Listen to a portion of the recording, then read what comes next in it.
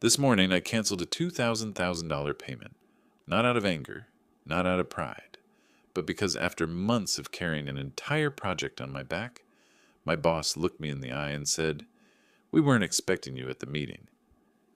If you've ever had someone steal your work, erase your name, or treat you like a ghost in your own success, stay with me. This story is for you. And if you want more stories like this, hit that subscribe and keep me in your feed, because what happened next changed everything.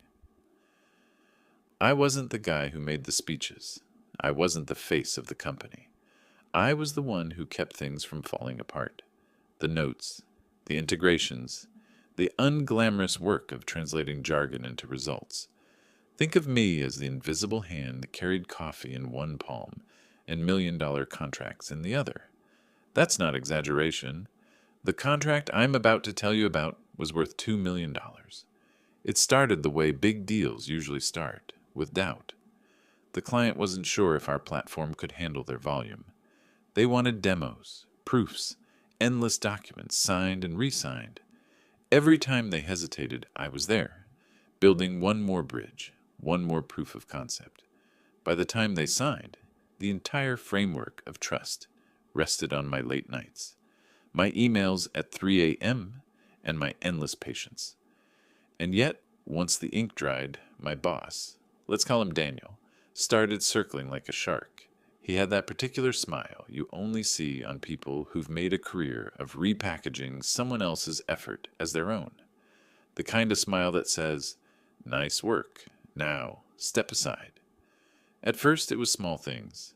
Daniel forwarding my draft to the client without my name on it, sitting in meetings I scheduled, talking over me, asking me to hold off while he set the tone. It stung, but I let it slide, thinking, fine, he's the boss. My job is to make him look good, and in return I get stability, right? But the slide became a shove. When the client asked technical questions, Daniel would smirk and say, "We'll get back to you." Then he'd ping me afterward. "Summarize this in 2 bullet points. Keep it simple. Don't over-explain." He wasn't interested in accuracy. He wanted polish, and I was polishing him. The truth? I didn't mind being invisible. Some people live for the spotlight. I live for the structure. But what broke me wasn't invisibility. It was disrespect. I'll never forget the first real warning sign. A Friday afternoon, I got a friendly message. "Hey, just FYI, don't worry about Monday's call. It'll be high level." High level, in his dictionary, meant without you. I stared at the screen, my stomach sinking. This wasn't about polish anymore. He was erasing me, frame by frame. Still, I prepared. Every document, every chart, every client question I anticipated, I lined up neatly. Because deep down, I believed, foolishly, that good work protects itself, that logic and diligence were shields. Then came the morning that changed everything. I was ready early, laptop open, suit jacket draped over the chair. The invite never appeared. My name wasn't on the calendar. My badge didn't open the meeting room. And then the email. 8 words, cold, flat, final. "We weren't expecting you at the meeting." Imagine the breath leaving your body, not in a gasp, but in a slow leak. That was me. Months of grinding erased with a sentence. And here's the twist. In my folder that morning sat the final authorization for a payment, the $2,000 that would lock us into the deal. Daniel had been pushing me hard to sign it. Too hard. He wanted it rushed, before the client notices. He called it just a formality. But I had read every line and something didn't smell right. So I sat there, in the empty office, staring at 2 screens. One showing the meeting I was banned from, the other showing the pending wire transfer. My hand hovered over the mouse. 2 clicks, and the money would be gone. Or 2 clicks, and I could stop it cold. I chose stop. And that's why I'm writing this now, because when someone tells you you're not expected, sometimes the only answer is to remind them whose work keeps the lights on. If you've ever been cut out of your own success, Or if you've watched someone else steal credit for your blood and sweat, drop a comment. I want to know your story. And don't forget, subscribing means you'll hear exactly how this $2 million decision blew up in Daniel's face. The email was only 8 words, but it landed like a knife. We weren't expecting you at the meeting. That was it. No greeting, no explanation, just a digital dismissal, and the worst part, it came 10 minutes before the meeting I had spent 3 months preparing for.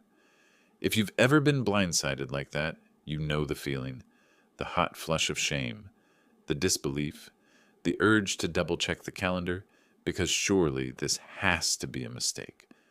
But it wasn't a mistake. It was a message. You don't belong here. The meeting in question wasn't just any check-in. It was the milestone call, the one where the client would either greenlight full deployment or hit pause.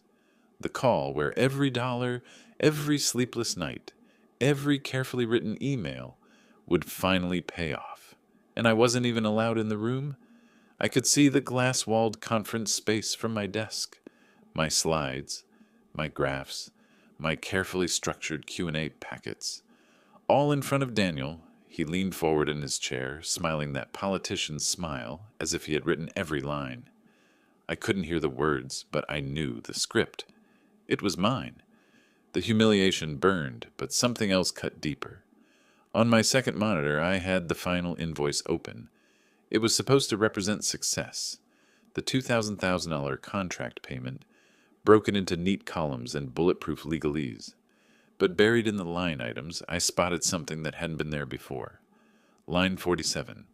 Instead of final integration milestone, it said prepayment, subcontractor services. And the amount? Exactly $2,000.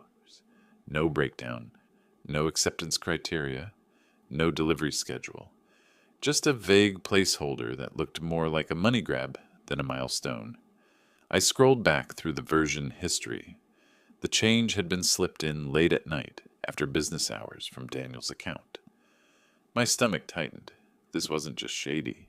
It was dangerous. I wasn't naive. I knew corporate games. I knew bosses cut corners, fudged numbers, made promises they couldn't keep. But this was different.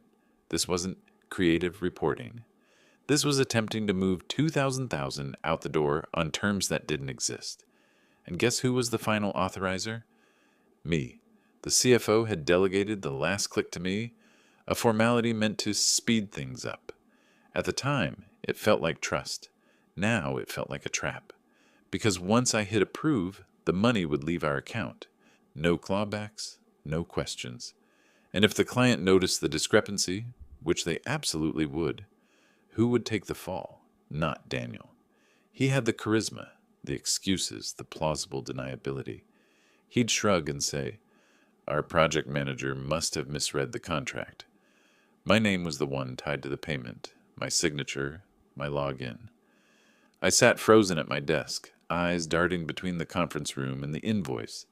Daniel was laughing now, probably spinning some story about our seamless delivery. The client nodded politely, but I could see one of their directors tilting his head, frowning. They were asking questions he couldn't answer. And in that moment, a strange calm settled over me, because I realized something. Being excluded from that meeting wasn't an insult. It was a shield. Daniel thought he was cutting me out, but he was really cutting himself loose from the only person who knew where the bodies were buried. I opened the payment portal, hovered over the approve button. Then I clicked hold. A red banner flashed, authorization suspended, escalation required. Just like that, the $2,000 wire froze in place. Not canceled, not erased, but quarantined until compliance reviewed it. Daniel didn't know yet. The client didn't know yet, but I knew. And for the first time in weeks, I felt a sliver of control return. 10 minutes later, my phone buzzed. Daniel's name lit up the screen. I didn't answer. Instead, I opened a blank email to compliance and legal. Subject line, "Please review invoice discrepancy, line 47. I attached the document, highlighted the change, and wrote one sentence that would turn the entire project upside down. This payment does not match the signed agreement. Request immediate review. If you've ever had to choose between protecting yourself or protecting your boss, you know how heavy that choice feels. Drop a comment if you've ever been in that position. And if you're new here, subscribe, because in the next part, you'll see exactly how one flagged invoice detonated months of lies. The subject line looked so ordinary on the screen. Please review invoice discrepancy, line 47. But inside that email sat the spark that was about to set the whole house on fire. I attached the invoice, circled the line item in red, and added a single sentence. This payment does not match the signed agreement. Request immediate review. No drama, no accusations, just a quiet fact. And yet, when I hit send, I swear I felt the air shift around me. Compliance replied faster than I expected. 5 minutes later, I got a ping. Received. Please provide version history plus internal comms around this change. I pulled everything, the edit logs, the timestamps, the fact that the update came from Daniel's account at 11:47 p.m., the Slack message he'd sent me earlier that week. Don't overthink it, just process. When I stacked it all together, it told a story of someone trying to push a 2,000 wire through without deliverables, without acceptance, without oversight. And here's the thing about corporations. They can ignore whispers, complaints, even loud arguments. But what they cannot ignore is documentation. By mid-afternoon, my inbox was a storm. First, the CFO. What's going on with this payment? We're getting questions from finance. Then compliance again. We need you to join a review call at 3 p.m. And finally, Daniel. A one-liner that said everything about him. Why are you making this harder than it has to be? That review call was brutal. On one side, compliance and legal, cameras off, voices flat, asking for details. On the other, the CFO, red-faced and impatient. And in the middle, me walking them through each screenshot, each discrepancy, each warning sign. Line 47 is not in the client's statement of work, I said, keeping my voice steady. It appeared after hours, edited by Daniel's credentials. No supporting documentation, no acceptance criteria, no approval from the client. Silence, heavy corporate silence. Then compliance spoke. Payment is officially frozen pending investigation. Thank you for flagging. Not 10 minutes later, my desk phone rang. Daniel, this time I picked up. You just embarrassed me, he hissed, skipping any greeting. I flagged a discrepancy, I replied. You flagged me, he snapped. Do you have any idea what you've done? You could sink this deal. You could sink the whole quarter. And that's when I realized he wasn't worried about the client. He wasn't worried about the company. He was worried about himself. That evening, as I packed up, an email popped into my inbox from the client. Subject: clarification needed, demo, and invoice. The message was short but devastating. We received the invoice, but in today's demo, your team couldn't explain basic functionality. Can you clarify what exactly we're paying for? There it was, the first crack in the facade. The moment the client's trust, the trust I had built piece by piece, began to splinter. And Daniel had no idea that behind the scenes, the $2,000 he thought he had secured was already locked in a digital vault, waiting for answers he couldn't give. I leaned back in my chair, staring at the glow of the monitor. My heart was pounding, but not from fear anymore. It was something else, something sharper. Because for the first time, I wasn't just reacting. I was choosing. And the next move was mine. The invitation hit my inbox at 9:02 a.m., sharp. Emergency client call. Attendance required. And beneath the list of names, there it was, mine. For weeks, Daniel had been cutting me out, muting me, erasing me. Now the client was pulling me in explicitly, which meant one thing: they already knew something was off. When the call started, I expected formality. What I got was fire. Before we discussed next steps, the client's director said, her voice clipped. "We need clarity. We received a $2,000 invoice for services, not reflected in the contract. And yesterday's demo? Basic questions went unanswered. What exactly are we paying for?" Daniel smiled that fake, too wide smile. "Of course, there must have been a miscommunication. The payment is simply a pre-approved milestone, nothing unusual." But the client wasn't buying it. "That's odd," she said, "because our signed agreement doesn't mention prepayment for subcontractor services." She tapped her pen against the desk. "Perhaps your project manager can explain." And just like that, the spotlight swung to me. For a moment, I considered hedging, staying vague, protecting Daniel, protecting myself. But then I remembered that email. "We weren't expecting you at the meeting." No more silence. "Line 47 was inserted after the contract was signed," I said calmly. "It doesn't match the scope of work. There are no deliverables tied to it, no client approval, which is why I escalated it." The silence that followed wasn't awkward. It was electric. Daniel tried to cut in. "He's exaggerating." But the client director raised her hand. "Stop. We've reviewed the edit logs ourselves. The entry was made from your account, Daniel. Can you explain that?" For the first time, his face twitched. Just a flicker, but enough. The next 30 minutes were chaos. The subcontractor rep dialed in late, fumbling through answers, claiming standard practice, an industry norm. Daniel tripped over his own numbers, quoting totals that didn't exist in the signed documents. Meanwhile, I stuck to facts, dates, timestamps, screenshots. No spin, no drama, just receipts. And as I spoke, I saw the shift happen. The client's eyes, once skeptical, started narrowing at Daniel instead of me. Their pens moved faster. Their questions got sharper. By the end of the call, the verdict was clear. "We are pausing the contract," the client said flatly, "effective immediately. Until your internal investigation is complete, no payments will be processed, and we expect a new point of contact moving forward." When the screen went black, Daniel exploded. "You've just cost us everything," he shouted, slamming his fist on the table. "No," I said quietly. "You did."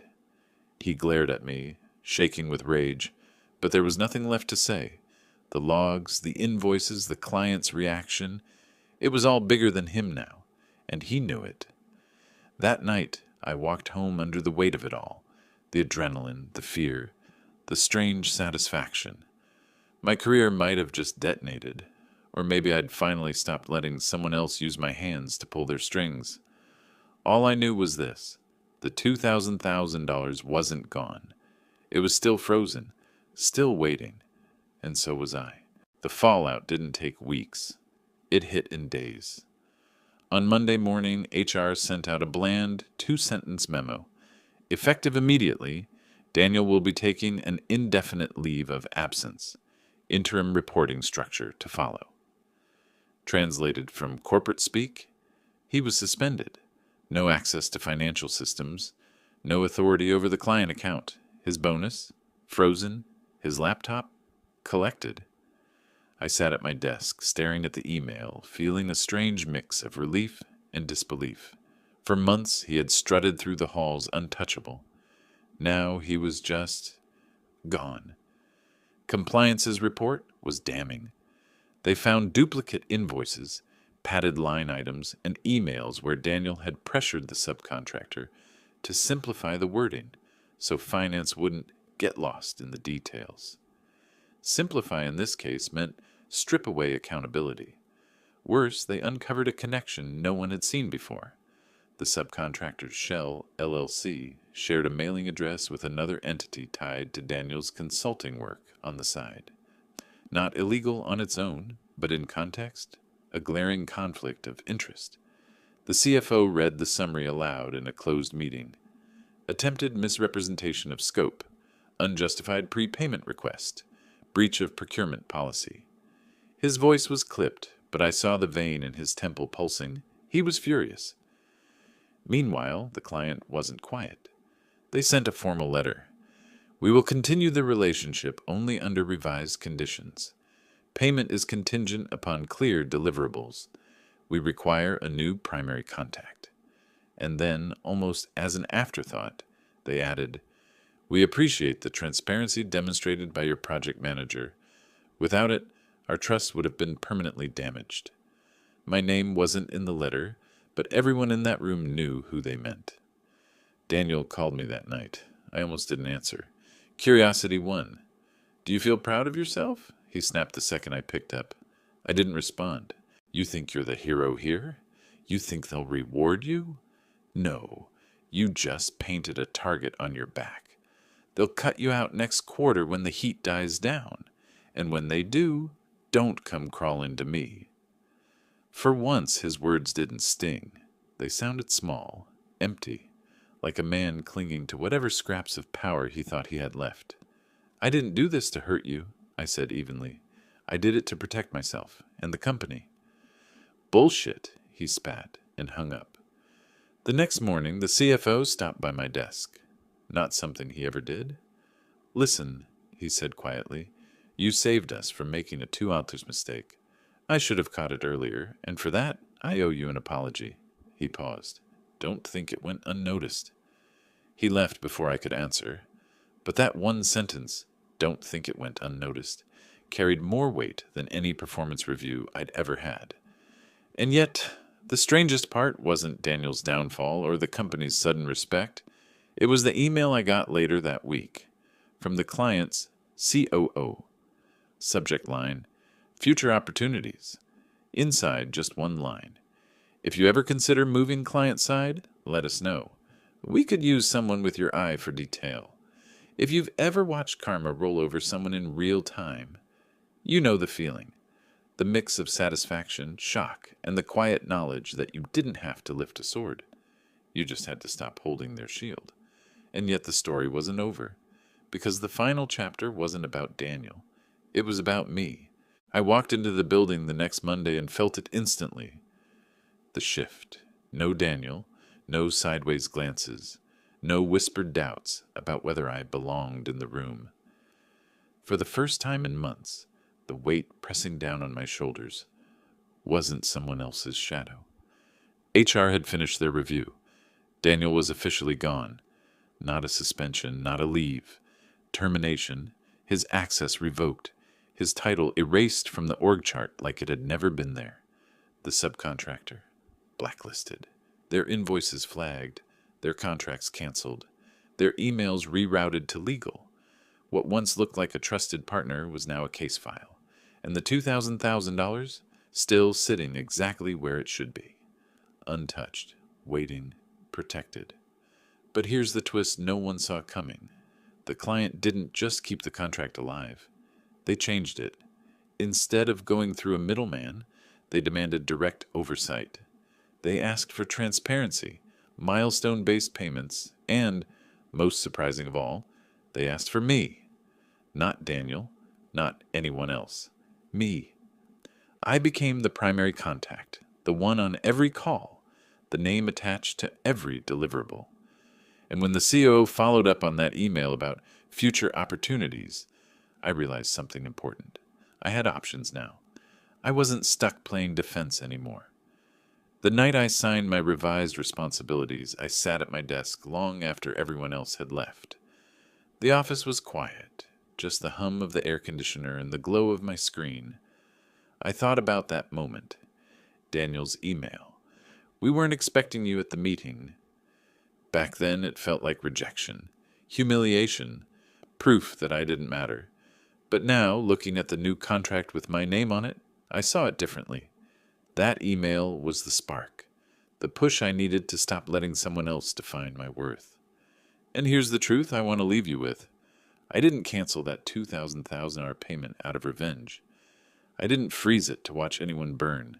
I did it because protecting myself wasn't selfish. It was necessary. Because sometimes the only way to survive in a system built on silence is to break the silence. So no, this isn't a revenge story. It's an inventory of boundaries. Boundaries that say, you don't get to erase me. You don't get to gamble with my name. You don't get to decide whether I belong in the room. I decide that. If you've ever been cut out, written off, or told you weren't expected, let this be your reminder. You are the one who decides where you belong. Subscribe if you want more stories like this, and tell me in the comments, what was the moment you finally drew your line? Because trust me, the day you do, everything changes.